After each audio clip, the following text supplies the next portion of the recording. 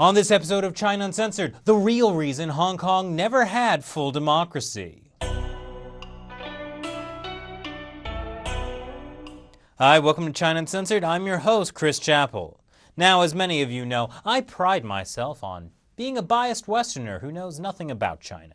Unfortunately, I find myself constantly being subjected to reasonable, well-thought-out arguments by supporters of the Chinese Communist Party. And in no topic have I been as stymied as I have been with the democracy protests in Hong Kong.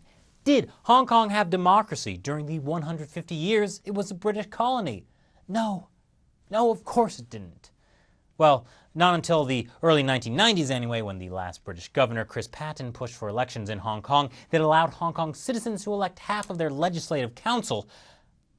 The point is, my own hypocrisy has been thrust in my face. How can anyone complain that the Communist Party hasn't given Hong Kong democracy when they never had it in the first place?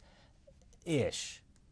In fact, while we're on the topic of reasonable, well-thought-out arguments, state-run People's Daily lays it out clear when it said this.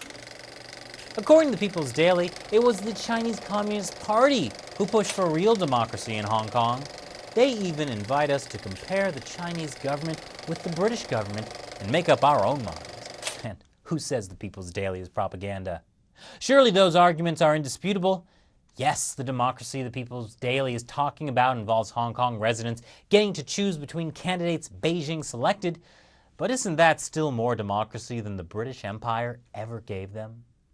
Well, that might be true, but only because the Communist Party threatened to invade Hong Kong if they ever did.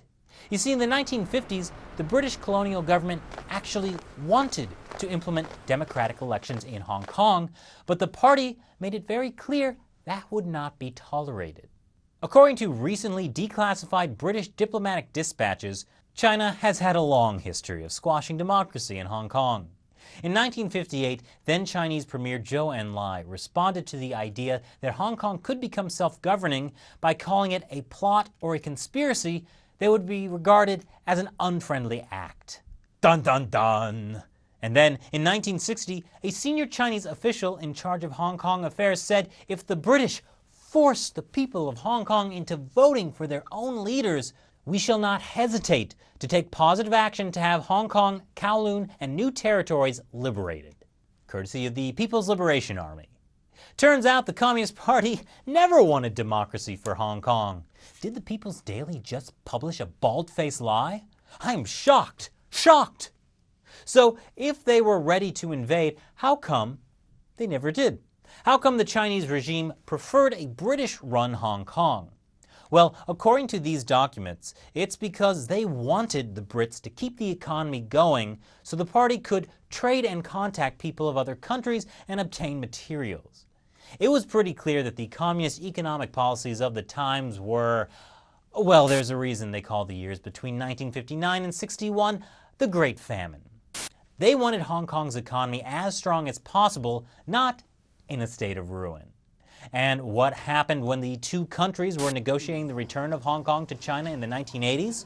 Well, Chinese officials continued to threaten the UK to make sure it maintained Hong Kong's status quo. And when Patten tried to introduce democratic elections in the 1990s, Chinese officials called him a serpent and a prostitute for 1,000 years. There's an old Chinese saying, "The mountains are high and the emperor is far away."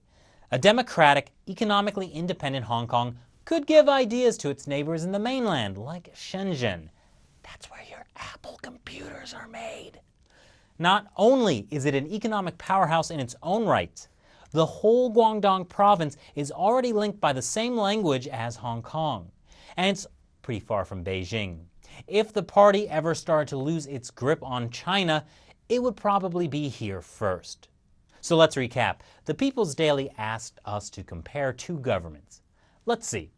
On the one hand, British officials repeatedly tried to introduce democracy and self-rule to Hong Kong. On the other hand, Chinese officials repeatedly threatened to invade Hong Kong if that happened.